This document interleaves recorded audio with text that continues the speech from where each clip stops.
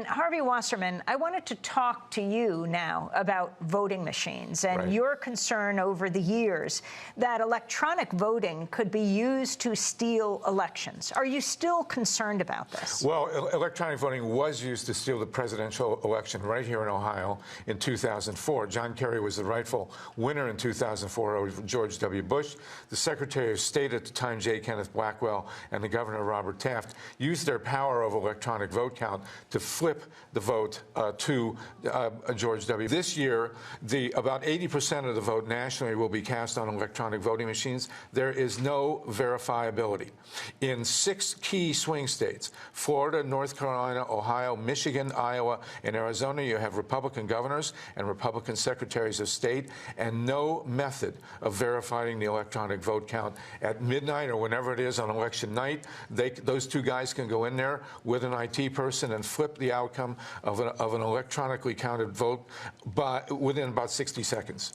So all this millions and millions of dollars, people out campaigning and so on, can be negated by an electronic vote flip late at night on election night, and there is no way to verify to flip electronic How does votes. e-voting, electronic voting work, and who controls the controls on it? Well, that's the key. The electronic voting machines are owned by private corporations, and the courts have ruled that the source code on these electronic voting machines is proprietary. So even the governments that buy or lease these machines have no access to a final verification process. We have to have universal hand-counted paper ballots. It's going to be very, very difficult in a close election to monitor exactly what happens because these are black boxes. It was shown in black box voting that the public has no real access, no verification process for the electronic votes. And so we're going through this huge charade here of a national campaign, primaries, and then a general election where hundreds of millions of dollars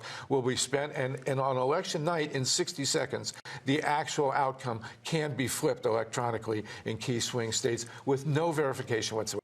How do you think they can be protected?